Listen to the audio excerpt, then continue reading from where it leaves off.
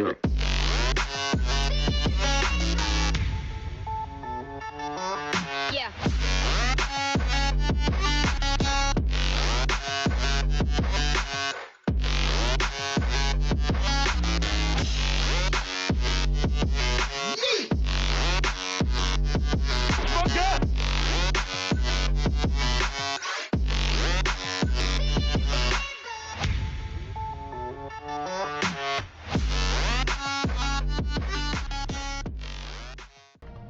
What's going on, guys?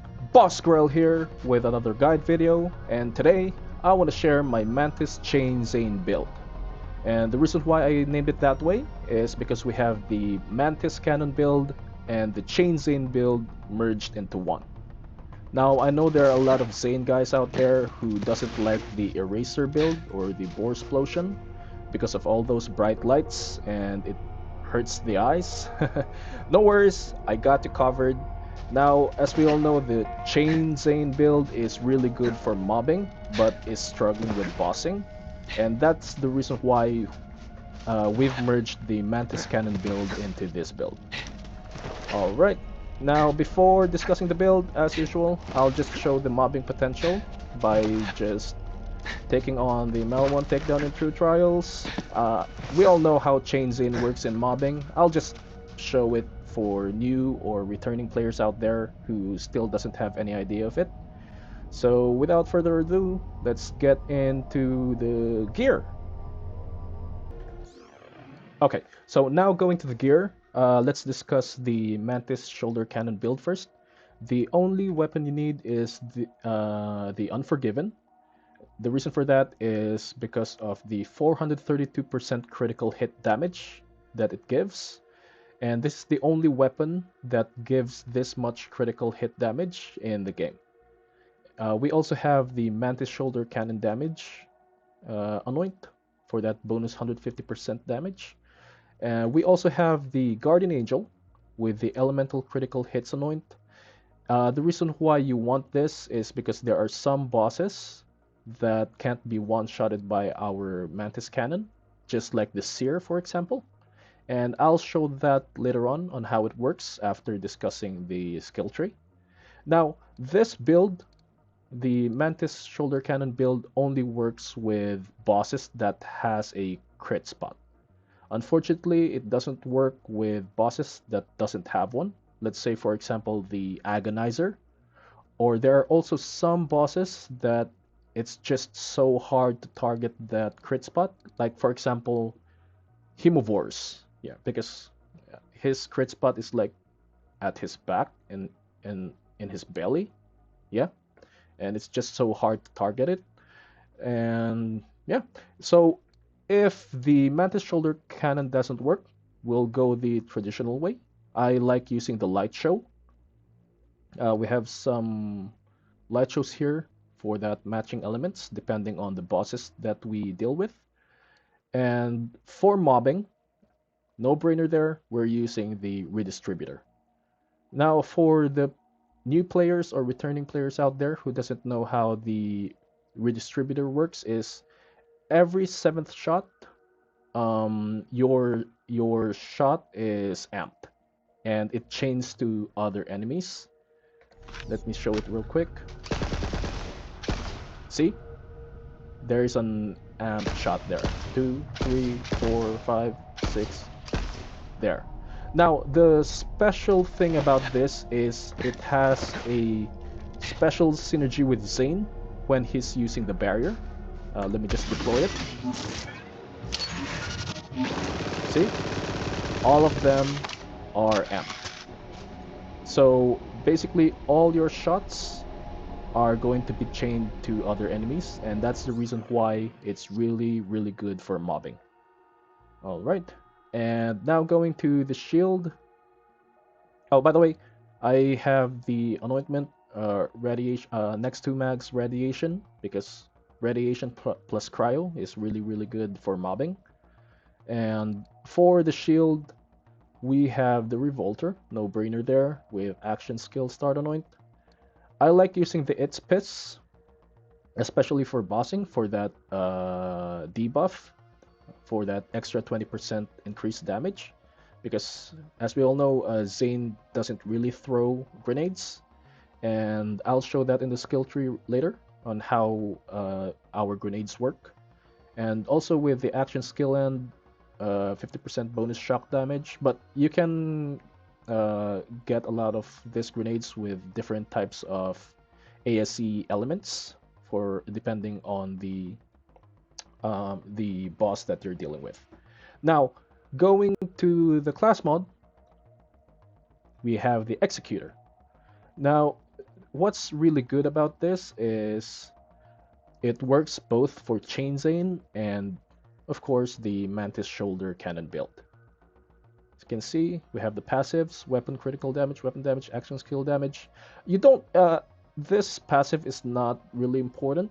Well, it does boost our damage, our overall damage, but even without good rolls, you'll still do great damage. You'll still do great damage. Now, for the artifact, we went with the Elemental Projector Victory Rush. And what surprised me is the... I thought the Jacob's Company Man is going to give more damage from our shoulder cannon. It does give us greater damage, but the Elemental Projector gives way more damage. Let me just show that real quick from Handsome Jack. Okay, so we're now here with Handsome Jack. Let me just unequip my artifact.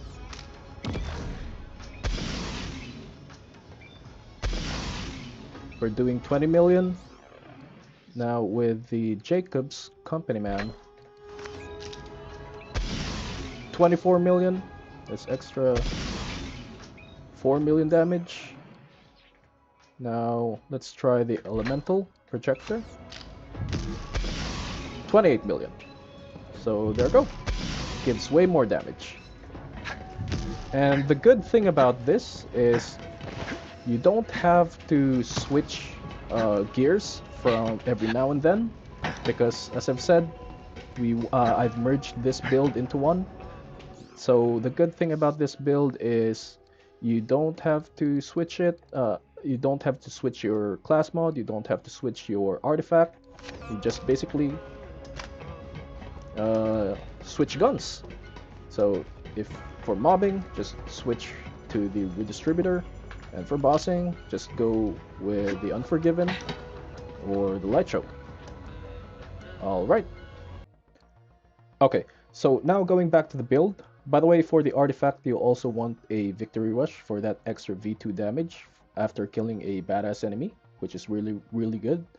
And for the guns, for bossing, which doesn't have a crit spot, you can use all your favorite guns. I like using the Light Show, sometimes the Butcher, with different types of elements, but I prefer the Light Show because it's just stronger. But the Butcher is also really good because it just won't stop shooting bullets. It's also really, really good.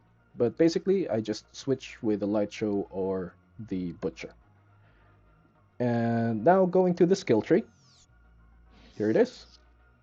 This is my blue tree. Let me just unequip my class mod so that you can see it properly. Here it is. Now, you'll want, in Good Misfortune, you'll want extra 3 points from our class mod. Just check it. There we go. 3 points. Because we want our barrier to be 100% uptime. As we all know, for Chain Zane, the Seeing Dead class mod is the best for that 100% uptime with our barrier. But with extra 3 more points in Good Misfortune, you don't have to worry about your barrier going down. Let me just show it real quick. Don't you cross this line! See? Just keep popping your cannon and it won't go down. And as you can see, our cannon's cooldown or charges doesn't go down. So yeah, really good. All right. Now for the red tree, I went with this. I didn't put any points here for that extra mag size because we're lacking in skill points, and I'd rather put it all here for that extra gun damage, and here as well. I only placed 2 points because I need those other skill points for the other skill tree. And also for duct tape mod, this is the reason we just need 1 point on it, so that we every time we shoot an enemy, there's a chance to throw a grenade. And as I've said, the It Space is really good for that debuff when bossing. Alright, now for the green tree, I just placed points on it just up until I get the all-rounder, so that we're completely covered. It's really good, especially in Mal1 Takedown, with all those bullets flying around, and it really helps on keeping our shields maxed out for that extra cooldown from our Guardian perk, which is the topped off. Alright, I just place points on Adrenaline for that good cooldown rate, and this one for freezing enemies, which is also good. And here is my purple tree. You can just copy it. Now, I didn't place that much points in Eraser because Eraser doesn't really work well with this build. It only works with Bore Explosion. I just placed 1 point on it just to get into R-Man Flint. Now, going back to the Unforgiven and the Guardian Angel, R-Man Flint is really important. As you can see, it automatically applies a status effect as soon as we land a critical hit while aiming down sights. So let me just show the sear real quick. Okay, as you can see here, aim down sights, land that crit spot, and swap to the Guardian Angel again. Let me just repeat it again. Right. Okay. Land that crit, and as you can see, the dot automatically applies, but you have to do this quick because the dot ends in just a few seconds, and the Guardian Angel will be useless. So you really have to do it fast. Now, after that, swap it, then land that crit for that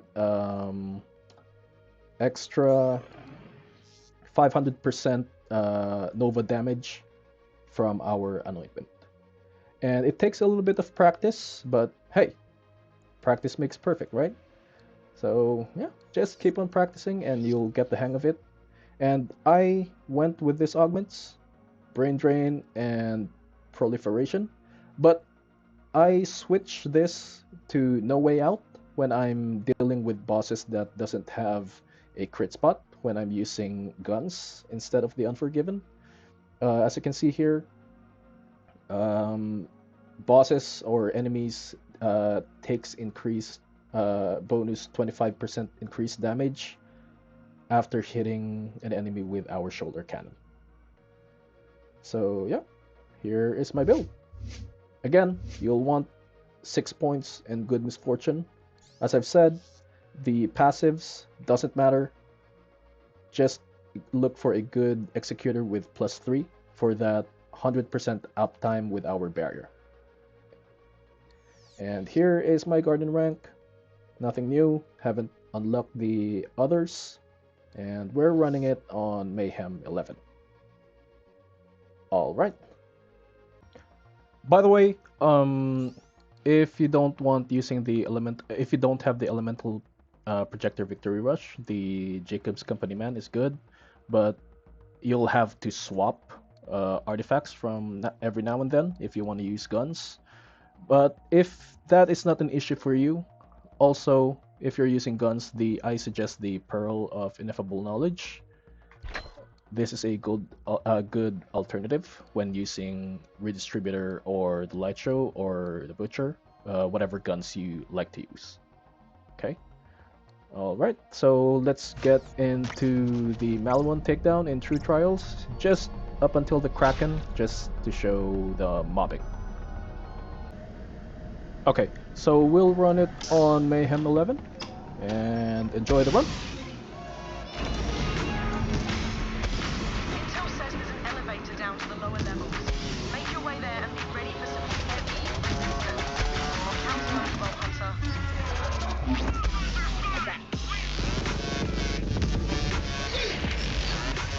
Oops, dropped it.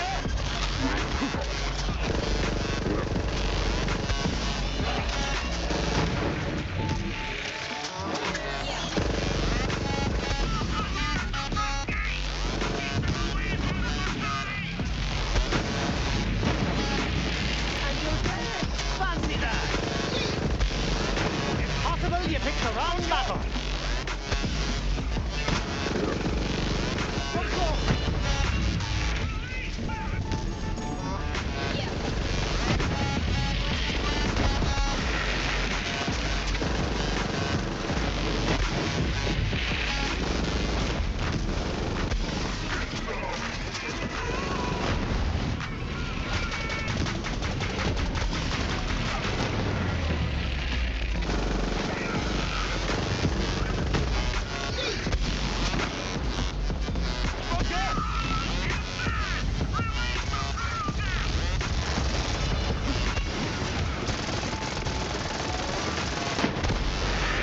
Alright, there we go. That's it. You can see all our bullets from our Redistributor is chaining with the barrier. Really, really good for mobbing. Oops. I'll just clear this all out.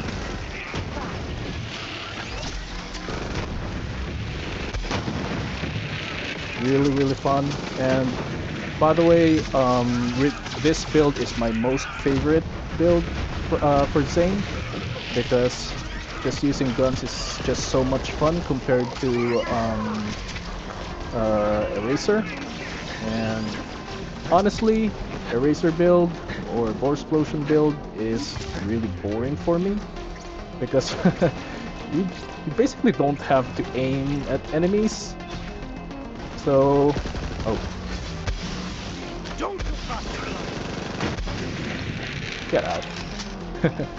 Alright, so if you find this video helpful, please consider liking and subscribing. It'll really help me out, and you guys have a good day. Bye bye.